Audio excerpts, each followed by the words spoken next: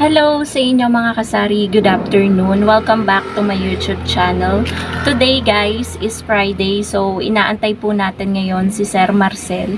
Medyo tanghali na mga kasari, nagtataka ako bakit wala pa siya, pero I'm sure naman na dadating ngayon si Sir Marcel dahil order time kay Pure Gold. Mag-o-order na naman po tayo. Sobrang napakabilis talaga mga kasari ng panahon at ng bawat araw na dumadaan, kasi noon parang kakabagong taon lang, ngayon ay April na agad. So wait lang guys, meron lang bibili tayo, ay magbebenta muna.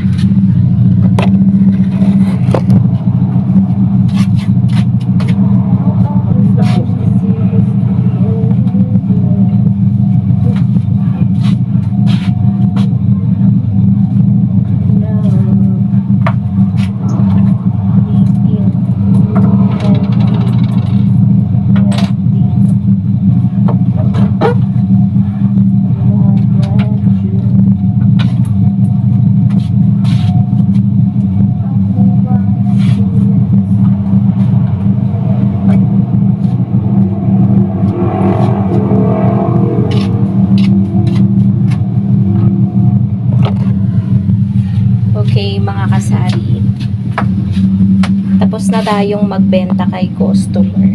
So hindi ko na in-stop yung ating vlog. I-share ko lang guys sa inyo yung mga ganap ngayong Friday bago tayo mag-order kay Sir Marcel. Wala pa naman siya mga kasari.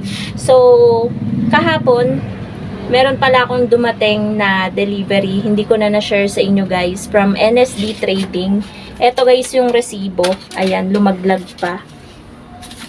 Ayan, yung resibo natin worth 1,030 lang naman to guys. Ayan, nag-order tayo, hindi pa rin available sa kanila ang Cobra. Ang bilis na ubos.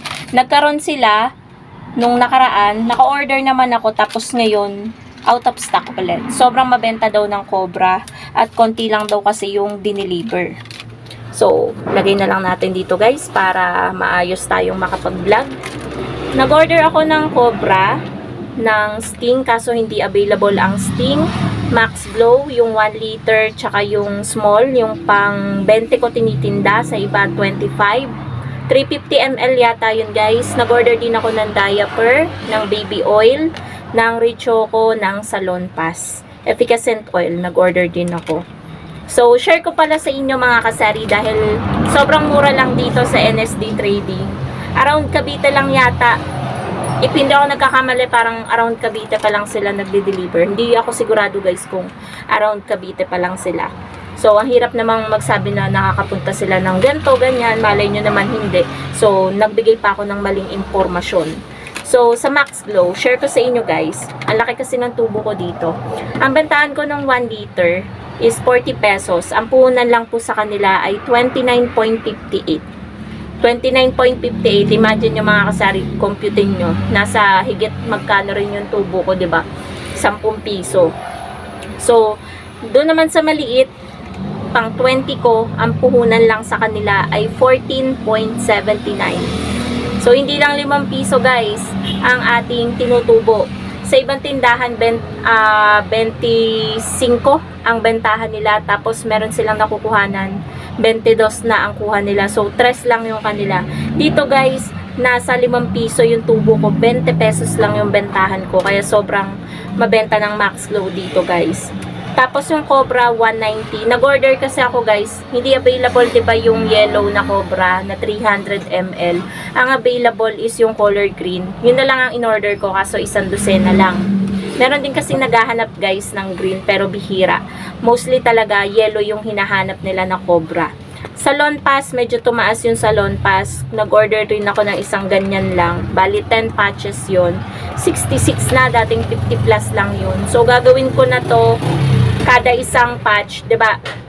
Ang tawag sa baliktaran, 2 patch na yun. Kasi sa isang box 10 patches. Eh ganun lang, 5 pares lang.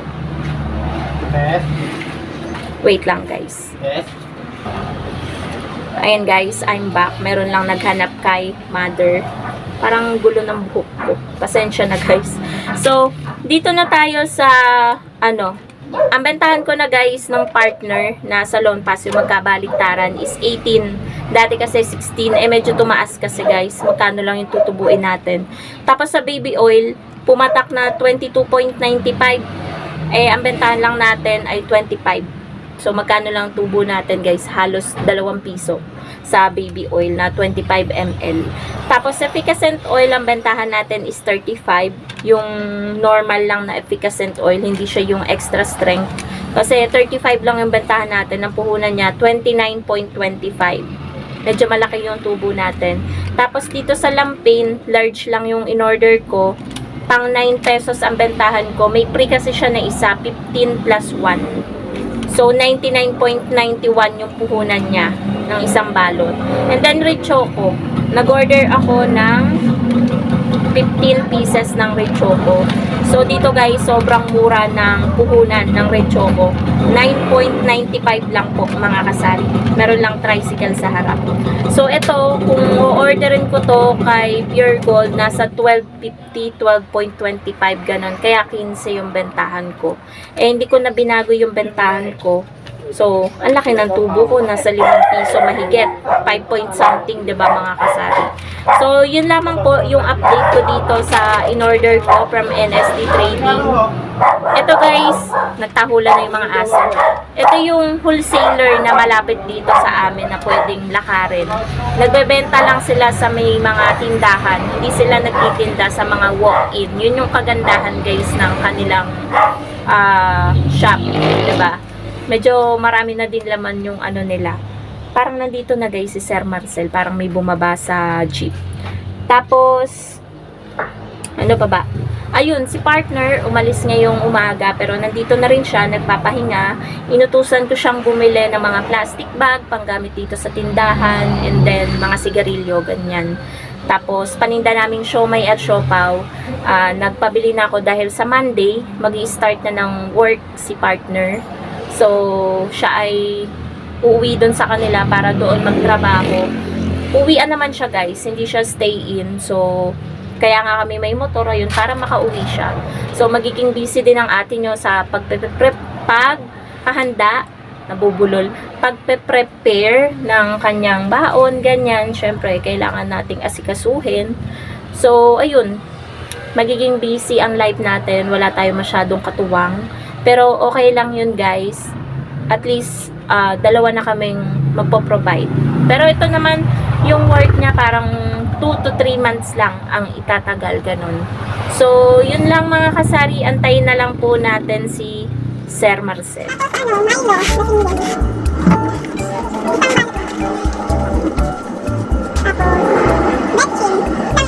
na malaki yung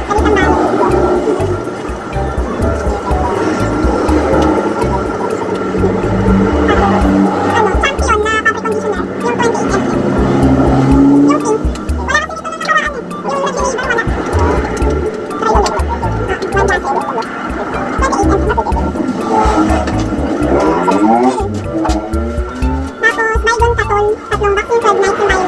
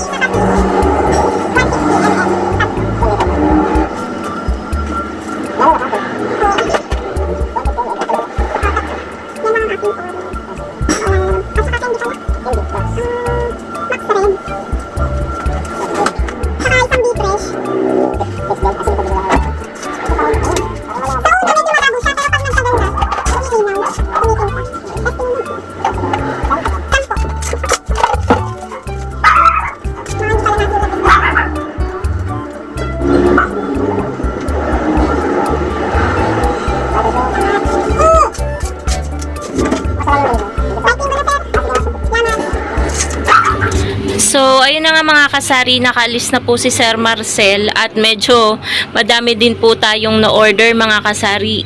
Konti lang po yung nalista ko pero nung nag-ikot-ikot yung mata ko, sobrang dami na palang wala. Siguro kapag na-deliver yon nasa 4,000 plus din po mga kasari. So, ayun po, siguro ang deliver nun ay sabi tomorrow daw. So, wag tayo mag-expect dahil medyo madami yon. Mga Sunday na yon guys. Yan. May nagtitinda kasi guys sa labas ng kwek-kwek. Sabi ko matamis. Bakit? Hindi talaga makaintindi si partner.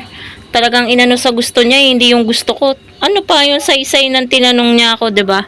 So, ayun po mga kasari, dito ko na rin po tatapusin ang aking vlog. Antayin nyo na lang po yung aking grocery haul kung meron bang magaganap na pagpa-price increase na naman or pagbabago sa puhunan ng mga in-order ko kay Pure Gold. Yun lamang po mga kasari, thank you so much for watching and happy selling po sa inyong lahat. Bye guys!